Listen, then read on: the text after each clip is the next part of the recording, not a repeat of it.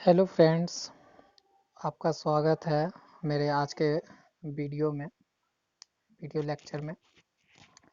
तो इससे पहले मैंने मैटर को डिफ़ाइन किया था कि व्हाट इज़ मैटर। तो चलिए आज मैं रिवीजन के रूप में बता देता हूँ मैटर क्या होता है।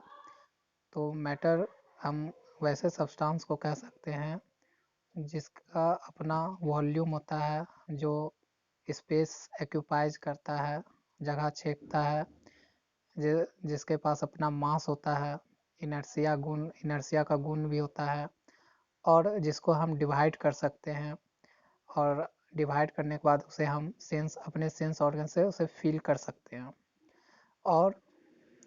और मैटर हम उस सब्सटेंस को कह सकते हैं जिसको हम एनर्जी प्रोवाइड करवा के एक फॉर्म से दूसरे फॉर्म में ट्रांसफॉर्म कर सकते हैं।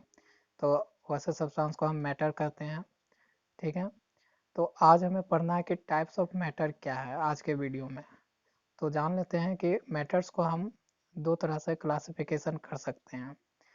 एक तो on the basis of physical composition और on the basis of chemical composition second में।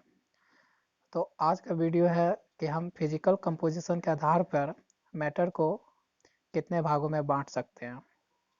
तो देखिए, फिजिकल कंपोजिशन के आधार पर हम मैटर को तीन भागों में बांट सकते हैं, तीन टाइप में, सॉलिड, लिक्विड और गैस में बांट सकते हैं।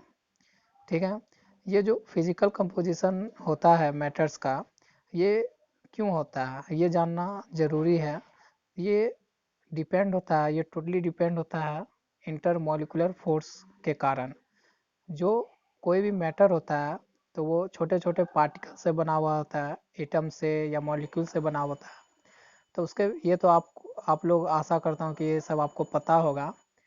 तो क्या होता है कि इंटरमोलिकुलर जो फोर्स होता है एटम से मॉलिक्यूल के बीच में जो लगता है फोर्स, तो उसी के आधार पे हम मैटर्स को physically on the basis of physical composition के आधार पे हम बांट सकते हैं, इंटरमोलिकुलर फोर्स के कारण, फोर्स ऑफ अट्रैक्शन के कारण।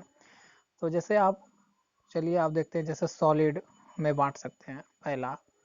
तो सॉलिड में जो हम बांटते हैं, तो सॉलिड आप देखते होंगे कि सॉलिड जो चीज़ होता है, जैसे टेबल, बुक, स्टोन पीस, ये सब आप देखते होंगे, और बहुत सारे एग्जांपल हैं, मैंने यहाँ तीन दर्शाया है। तो इसमें क्या है कि आप देखते होंगे कि सॉलिड में शेप उसका फिक्स्ड रहेगा, वॉल्यूम भी फिक्स्ड रहेगा। ये क्यों होता है? इसका यही कारण है कि इसके जो सॉलिड का जो मॉलिक्यूल होता है, उसके बीच में जो मॉलिक्यूल के बीच में एक दूसरे मॉलिक्यूल के जो बीच में इंटरमॉलिक्यूलर फोर्स ऑफ अट्रैक्शन होता है, वो बहुत ही ज़्यादा होता है एज कम्पेयर टू द क्या, फोर्स ऑफ सेपरेशन के, फोर्स ऑफ सेपरेशन से। इसीलिए सॉलिड जो होता है उसका वॉल्यूम फिक्स होता है और उसका शेप भी फिक्स होता है। अब आ जाते हैं दूसरे लिक्विड पे। तो लिक्विड पे आते हैं, तो लिक्विड में आप क्या देखते हैं, लिक्विड में आप क्या देखते हैं कि उसका वॉल्यूम फिक्स होता है लेकिन शेप फिक्स नहीं होता है। ऐसा क्यों कि वॉल्यूम फिक्स होता है, शेप फिक्स नहीं होता है?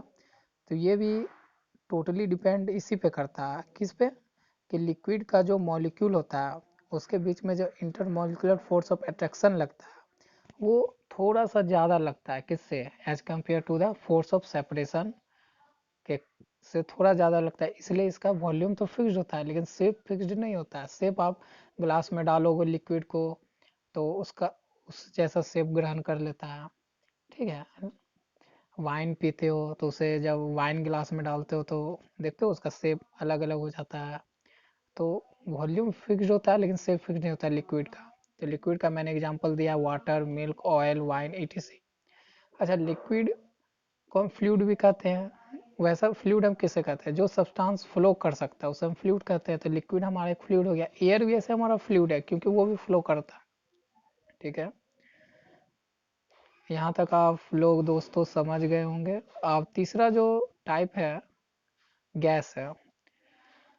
तो गैस में क्या होता है दोस्तों कि उसमें भी उसका शेप फिक्स नहीं होता है और साइज भी फिक्स नहीं होता है। क्यों? इसका भी कारण तो कुछ होगा। तो कारण यही है कि उसका जो intermolecular force of attraction है गैस के मॉलिक्यूल के बीच में, वो बहुत ही कम होता है एज कम्पेयर टू द क्या, force of separation between molecules of gas के तुलना में बहुत ही कम होता है inter molecular force of attraction. इसीलिए क्या होता है, मॉलिक्यूल्स गैस के बहुत दूर दूर होते हैं आपस में एक दूसरे से, इसलिए वो ना ही कोई शेप ग्रहण कर पाते हैं, ना वहीं उनका वॉल्यूम फिक्स्ड होता है।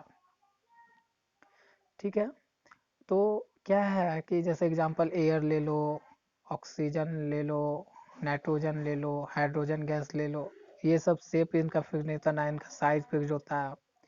लेकिन हाँ, इनका एक गुण होता है गैस का कि अगर इसको हम दूसरे कोई कंटेनर में अगर इसको फिल करें गैस को, तो आप देखोगे कि उसके तरह ही ये शेप ले लेगा, साइज ले लेता है। तो ये इसका गुण होता है गैस का।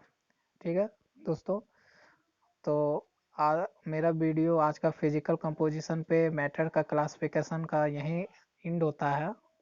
और नेक्स्ट लेक्चर में मैं on the basis of chemical composition पे लाऊंगा मैटर का क्लासिफिकेशन। तो अगर आपको मेरा ये वीडियो अच्छा लगा हो तो प्लीज़ लाइक करें, शेयर करें, सब्सक्राइब करें मेरे चैनल को, और कमेंट करके मुझे बताएं कि आपको मेरा कंटेंट कैसा लग रहा है। तो मुझे हेल्प बहुत मिलेगा नेक्स्ट वीडियो बनाने में, और आप मुझे मोटिवेट भी कर सकते हो कमेंट करके। और ये वीडियो सिर्फ दोस्तों हम लोग जो प्रिपरेशन करते हैं एग्ज़ाम्स के लिए, जॉब्स के लिए, उन सब के लिए है बेसिकली, ठीक ना। तो थैंक्स।